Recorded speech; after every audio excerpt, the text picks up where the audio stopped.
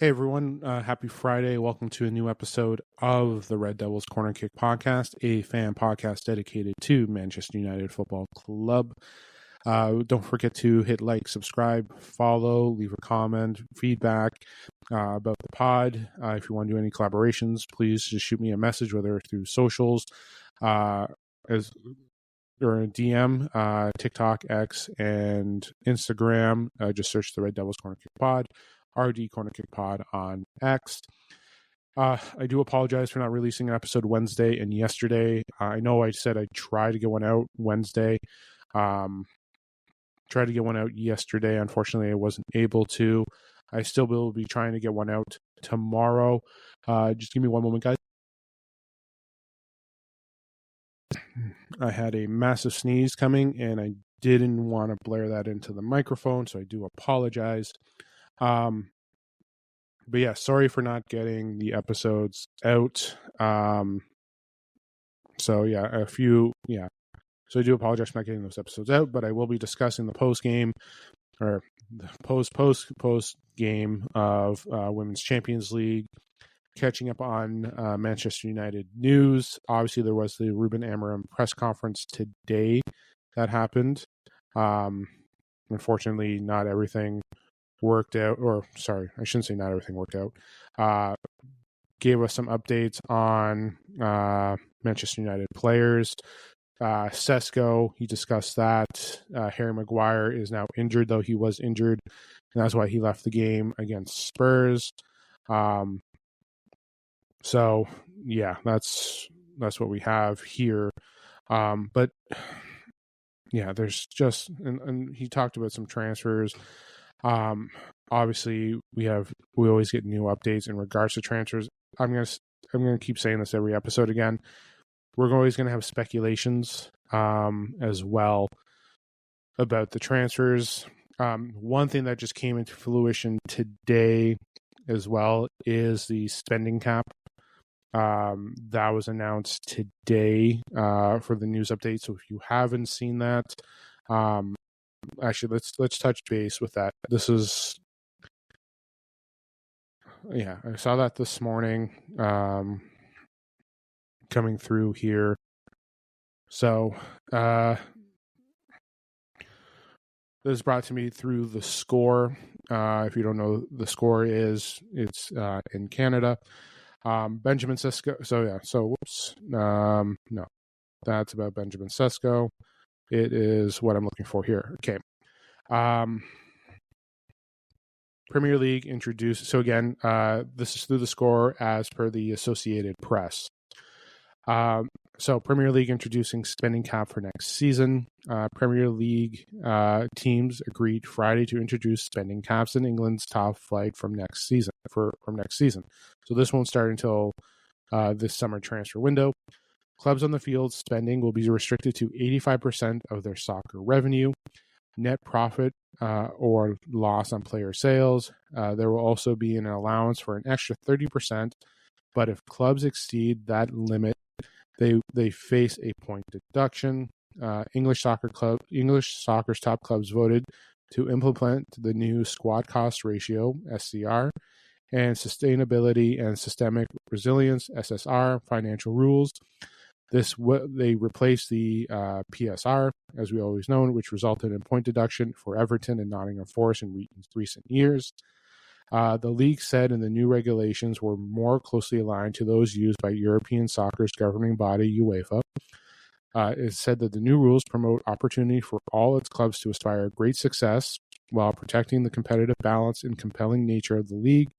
Squad costs cover the salaries of players and head coach, as well as agents and transfer fees. Soccer-related revenue relates to total earnings from the soccer operations, including revenues from the league and other competitions.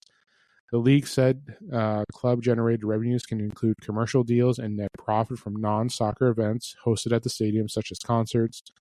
Under PSR, club profits include all revenues and costs, rather than focusing on field spending.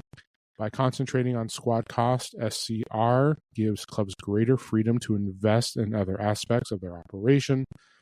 SCR will also set spending limits each season rather than assessing financial performance over a 3-year basis, as well as was previous cases. There will be fines for exceeding the 85% cap within the extra 30% threshold. If the club goes beyond that and is dubbed red threshold, sanctions will be imposed. The second part of the new financial rules based around sustainability and systemic resilience, which is intended to support short, medium, and long-term financial stability of all clubs. It will test the working capital, liquidity, and positive equity of each Premier League club. That is as per the Associated Press, which I got through Score Mobile. So, yeah, that's kind of big. I know Man United were against something similar like this, but this kind of we'll see how it progresses and see how the summer transfer goes. But this is also a reason why Ineos was coming in to clear house, or not clear house, but get the books in order, because again, we're going to be heading into a situation like this and trying to get the salaries under control and try to get salaries off the books. So we'll see how this goes. Again, this just came out today, so more is going to develop as it goes on. But essentially, a salary cap with a luxury tax is being implemented into the Prem, which is fine. We know United have the big revenues, but again, it's about trying to maximize the profits as best as you can. So again, I won't. So again, for me and my background, I don't have much experience in regards to what is being set. But as the story develops and more time is coming, because again, it's not just going to be today. We'll be talking about there will be news coming over the weekend. But there is change going on for the club, and it will be taking effect next season. So we will be seeing Manchester United trying to manage the club accordingly, especially with salaries, especially with transfer fees. So Ineos is trying to get the team ready to go, this club ready to go for definitely financial gain as well. So we're seeing that there. And it kind of makes sense when you're looking at something like this, funds from events there. So with the new stadium coming down the road, because that will be happening, I think construction is happening within the next year. I believe the approval has happened, but they're looking to have the new stadium within the next few years. So when you have that there, that means you can host more events, NFL games, concerts, NFL games. If you can get NFL games as well. By the way, NBA Europe, United have signed on to launch a franchise for NBA, which is not uncommon, especially with the Euro League and everything. Most sporting clubs in Europe have multiple different sports, considering basketball. So you'll be seeing that. So we'll be seeing that grow in terms of the NBA Europe. You're seeing Manchester United grow there. So you're going to see growth. You're going to see the club expand probably more into different ventures to help grow capital and finances and everything with the team. So as this progresses throughout the next couple of weeks, I will definitely talk about more of it as well. So I wanted to break that out because that just came out this morning about the new financial rules. But again, it's from what I was reading, just the basis of it, it's a salary cap. Then you also have a luxury tax with it. For those who know that what I'm trying to state, Major League Baseball, NBA, they have that type of set cap. It's not a hard cap. It's it's not a hard cap where it's set at the 85, but again, you have that additional. So we'll see. So yeah, 85%, but again, an additional 30% added on. So it's definitely like with the NBA, Major League Baseball, you have your cap, then you have like an additional luxury tax. You can't go over that. So, but keep an eye on as that progresses too, especially when we get closer and closer to next summer, because that's definitely going to impact a lot of teams as well. But Premier League is trying to even it out, though. When you're looking at it here, some of the teams that I mentioned out, but it does prevent like Man City for overspending, United for using what they have, Liverpool barely spent just started spending this past year, but you're going to be seeing limitations there in regards to spending and controlling as well, and giving all clubs an equal opportunity. So, Okay, so to move on from that, like I said, just wanted to throw that out there. The one thing I'm going to be discussing is the women's league. The women's league. We had women's Champions League. Sorry, it was just I was going to talk about the women's squad. The wrong words. Their brain not working. It's Friday. So the women's squad had Champions League on Wednesday against Wolfsburg. How do I say this about that? The struggles seem to continue for the women's squad. Struggling against Man City last week. We go into Wolfsburg, and I mentioned on my preview Tuesday that going into Wolfsburg, we're going on the road. It's going for a challenge. Again, I'm always hoping for the win, but it didn't work out. All the struggles that we saw on Saturday against City, the turnovers, the poor passing, everything was there. And I saw a lot of fans going after Mark Skinner and all this stuff, the lineup. And I've mentioned, you're going to look at similar lineups, a few adjustments there. I understand why Park didn't start. Again, it's rotation. Part of the key for the women's squad, and I'm just going to get everything. I just want to take a look at the schedule here. Let me just take a look here. Because I just want to take a look at Manchester United, their last schedule, their last few games, the fixtures.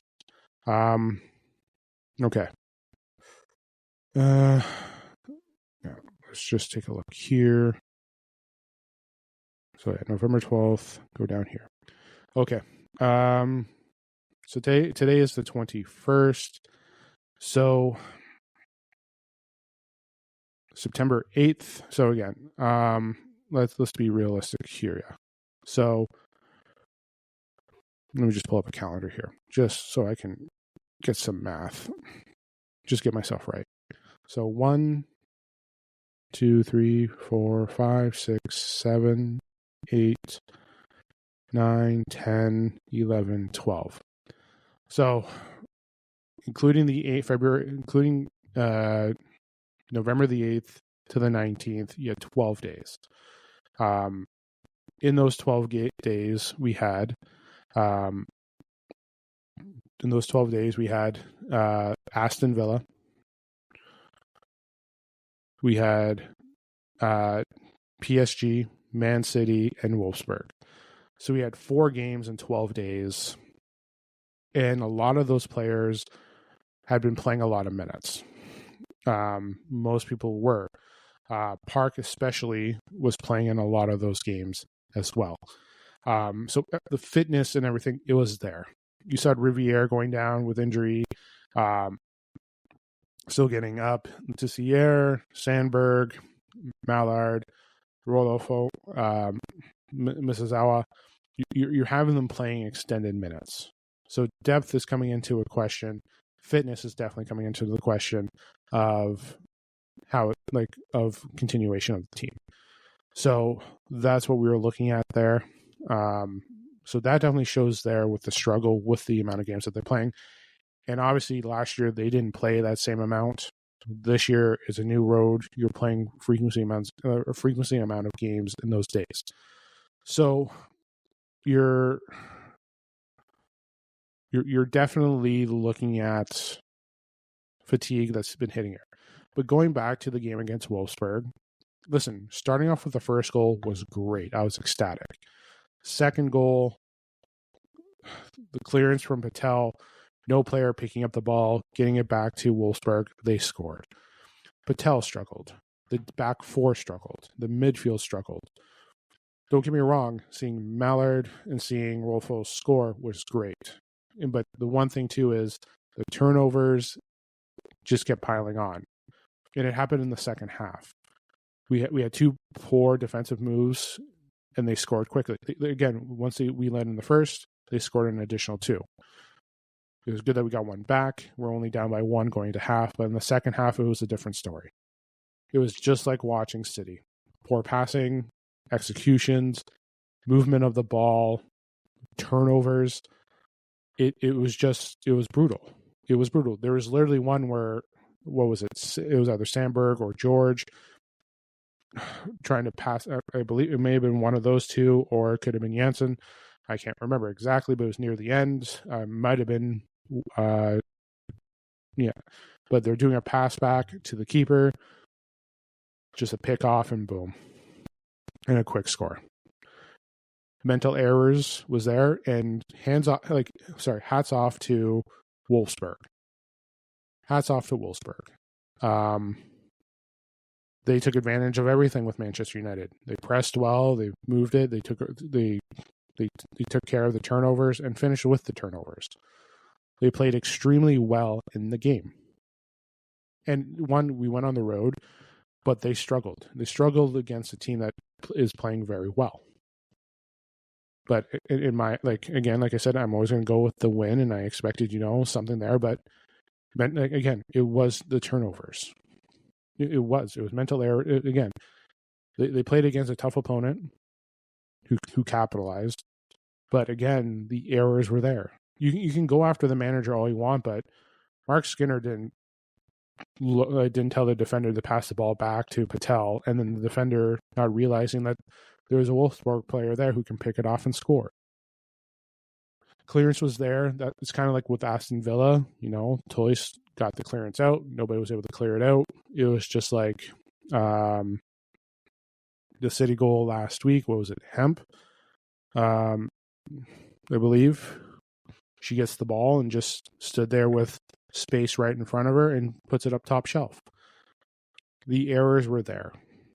And it continued on from Man City, and it definitely went into there. Now, is there a bunch of different factors? Yes. Are they excuses? That's your interpretation too. That's on you to interpret that. But for me, the one thing that we're seeing here is the 4 games in 12 days, fatigue. They're off on an international break, having everyone healthy. Everyone was saying, Tulis Joyce, if she was there, it wouldn't have been that bad. I'm sorry to say, but the errors were there. Like they would have been. They would have been, and chances are maybe she stops 1 or 2 of them. Maybe. But realistically, I think it may have even been the same result. Why? Because mental errors and turnovers. You're putting, like, again, when your back 4 is not defending well, you're putting pressure on your keeper to try and make sure that they can stop it. A lot of pressure went on to Patel, but again, it's again, Wolfsburg took care of everything. They capitalized and they took advantage of what United were doing. Like, again, the 2 goals were great for United, but that's the only thing I could say was, yeah, we scored 2 goals. Everything else just takes it away, and it's not there. And I am going to be doing my ratings in a minute, but the team struggled. And we're seeing that struggle carry on from City, like I mentioned, and then we saw it there. Now, the good thing is we have 2 weeks off. They need to rest. They need to get themselves healthy. Tulis Joyce is, I don't know the extent. She may be out for another month or 2 because, again, the fractured eye socket. So that's going to hinder there. So they're going to have to take a look. But they're back against West Ham. They're playing Lyon. We have Spurs. We have Juventus. That's in December. Those are the first 4 games back. We're off during the Christmas break. Then back with Villa again, Arsenal, and then Liverpool as well. So right now the focus is getting healthy, getting fit, getting ready for West Ham. That's the important thing. Some players are going to go on international duty, but the thing is getting them fit and back and ready to go for that game on December 7th. So Skinner's going to have to make some adjustments going to that. But overall, it was a poor performance of the team. And we saw that there. We saw it on the pitch. Again, it wasn't just a tale of 2 halves.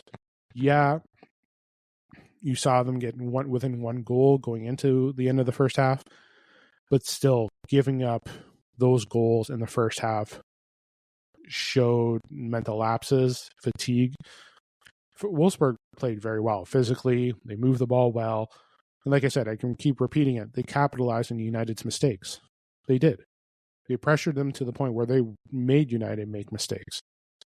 But for fatigue and errors are there, but that's part of the game. Like, you're going to be tired, especially when you're playing these amount of games. But rotation has to be key, especially when you're playing in those games. Like, again, like I've mentioned, Letizier, Riviere, Sandberg, I believe, have started all 4 of those last games that I talked about. Janssen didn't start one because she was suspended. George was there. Mrs. Awa has been starting. I know you had Turlin starting once or twice, but you had Mallard, and then you have Rolfo start as well. So, yeah. Okay, let's get to the rankings. That's the important thing. Okay. Patel, 5.5. Sandberg, 4.8. Yeah, the back 4 did not play out well. I think I'm going to give 4.8 to everyone in the back. Yeah. Actually, I'm going to change mine to 5.1 for Patel. She made 1 or 2, but again, yeah, it was an impressive day. Lizazawa, I'm going to go with 5.3. Toon,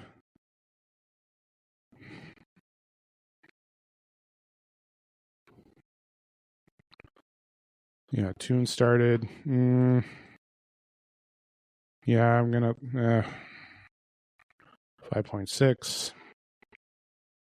Ome struggled. 5. Galton came on. Didn't really help much. 5. Park, 5.5. Mallard, I guess I'll give for them a 6. It was a nice goal.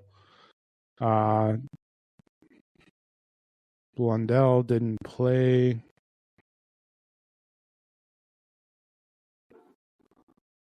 Galton did come on. Galton, I'll give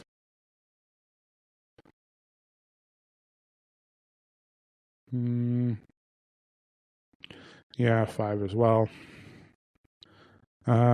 Williams, 5 as well. Wojo,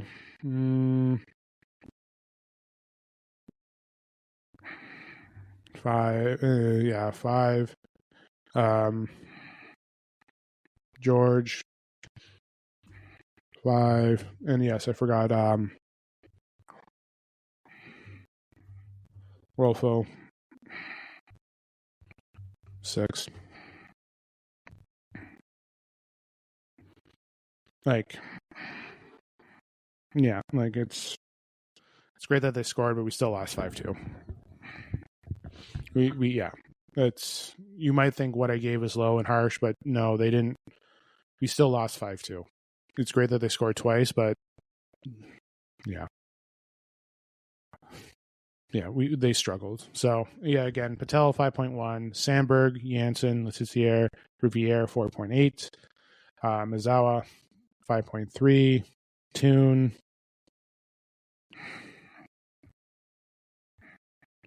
I'll go 5.3, Ome 5, Galton 5, Park 5.5, Mallard 6, Galton 5, Williams 5, Ojo 5, George 5, and Rolfo 5.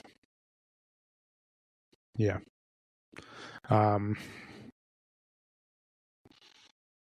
So yeah, it was an overall poor team performance. I'll leave it there. It wasn't the best for the women's squad, but they struggled. They struggled, and we saw Wolfburg take advantage of that. So, but yeah, not much you can do after that. But it's the way it is. But they have to come back healthy and ready to go. So, yeah, we'll we'll talk more again. It's the international break. I will get in time with the women's squad as always. Obviously, with the men back this week, we have that going as well. Because the men are back now. That's what my next segment is going to be. We're going to discuss the men's squad. But listen, the men's squad are back. It is, Amram had his press conference today. Just going to take a look at today's press conference. Just review that from, this is just copied from the evening news, because obviously it's here. Obviously we know Amram is now over a year just being with the club. Obviously everyone's been critiquing about it, but yes, the press conference came out today. Injuries were definitely the discussion of it, and injuries have I wouldn't say grown, but there is a concern, especially with everything that's going to be happening on. And I've mentioned AFCON as well. But looking at it here, Sesko will be out for some time. Hopefully we'll be back when Mbuemo, Ahmad, and Mazraoui leave for AFCON. There is talks that they could potentially be gone 2 weeks before the first game of AFCON, which would be, I think when I looked at the schedule, the men's squad. So, yeah, we could potentially lose them for Bournemouth, Villa, Newcastle, Wolves, Leeds, Burnley, and City. That's if they go all the way until the end, because the final is on the 18th, and we wouldn't have them back until Arsenal at the worst, depending on which player. It won't be 3 of them. It's going to be 2 out of the 3 that can potentially go, because, again, Mazraoui could be picked, Ahmad could be picked, and Mbuemo, but we know that Mbuemo is for sure. Ahmad, probably. Mazraoui, with limitations of injury, he may be there as well. But we'll see how that goes. We won't know more. With injuries, like I mentioned, Maguire, we won't have Maguire and Sesko going into Monday's game. That is it. Martinez, obviously, is just coming back. He was out on international break training with the Argentinian team. He did not play in any games. He just participated in training, which is good for his rehab because, again, international break, you get like at least a week off, and then you come back into training. So getting him back and doing that type of commitment does help him, and then he returns back this week. I believe he will not be playing. Let me just take a look. He will be close to playing, but yeah, at least, but clearly he can be in a better position. So he says, smart, intelligent player. He needs more time to work there. He's not working there, but in an emergency, he can play, but I'm not thinking about that. I feel like Licha is becoming close to being able to play. We need to be careful. He is going to struggle in the first minute, but he's clearly in a better position than he was 2 weeks ago. So he is getting closer. Will we see him on Monday? I don't think so. If we do, it would be such a limited role. There's no reason why he should be starting. So that's the one thing that's a concern. So Shaw, he should be ready to go as well. Well, he's been fine, knock on wood. But losing Sesko does hurt, but it gives opportunity. It's good that we have depth like Xerxes. Mainu, he didn't apparently he didn't he didn't train during the international break because of the knock that he had going into Spurs. So the one thing too, people were wondering why Bruno was never subbed off. Well, because Amram, if he had Kobe Mainu, Kobe definitely wouldn't pulled off Bruno in that situation. But not having him train and rehab is difficult. He's going to be apparently practicing this weekend. We will see how that goes. If he'll be ready, if not, if he'll be on the bench. Yeah, because Mainu could return to training on Saturday ahead of the fixture. If he's there, you will see him on the bench, not starting. What else is new in the end? Because, well, it's health. We have to make sure that he is ready to go. But yeah, injuries, that's the one thing, right? So reflecting on the game, yeah. So let me just take a look here. Yeah, and then trying to make sure the team's ready to go as well. Obviously, with transfer news as well, we're always going to hear rumors of who's going to be going where. I can keep repeating about what's going on. So we may see some players looking at here. But let me just take a look. Yeah, because there's talks of them targeting Adeyemi from Borussia Dortmund. They're looking at him. They're looking at a couple frees. I know free transfers for the summer. There's potential there. I know January is a lot of discussion, but the one thing I'm also concerned with is the following. Like I mentioned, the new cap that's going to be established. Will that impact the January transfer window now that that has been announced? Because again, this team, the squad, will going into the summer transfer window. Will that put us in? Well, we can say it here, cap hell, to say the least. So, like I said, with that, what I mentioned at the earlier start of the show, it's going to take. We have to progress it and see how it goes. Will this new rule be impacting our transfer window as well? So that's going to be something to keep an eye on. And as I do my transfers for other episodes as well, I'll keep you up to date once I know that. Like I said, what they're discussing is not my full background, but I need to get a better understanding as things are going on. But yeah, so again, I'm wondering too, and this is going to take some time, and as news develops, will what we just discussed today impact the January transfer window?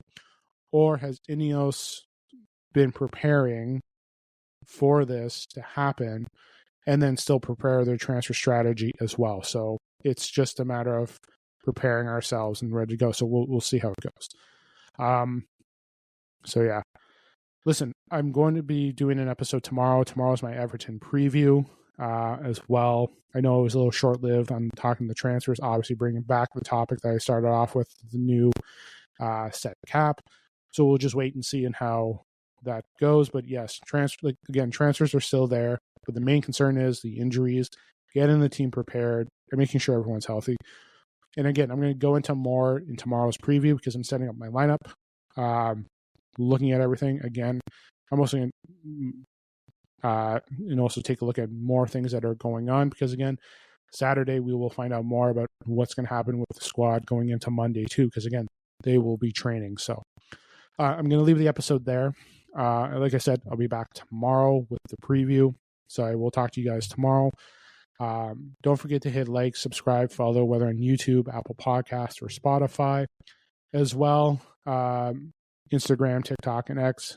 Follow us on social media as well. And again, thank you to all those that have been following, subscribing, listening to the podcast, giving likes. I greatly do appreciate it as well. So yes, I will talk to you guys tomorrow. Enjoy your Friday. Enjoy the start to your weekend. Enjoy having the Premier League back. It will be an extra day or two until we see United back, which is Monday. And as always, I'll be doing a post-game episode as well. So you'll see an episode on Monday as well. So once again, enjoy Friday. Enjoy your weekend. This is the Red Devils Corner Kick podcast. Glory, glory, Man United.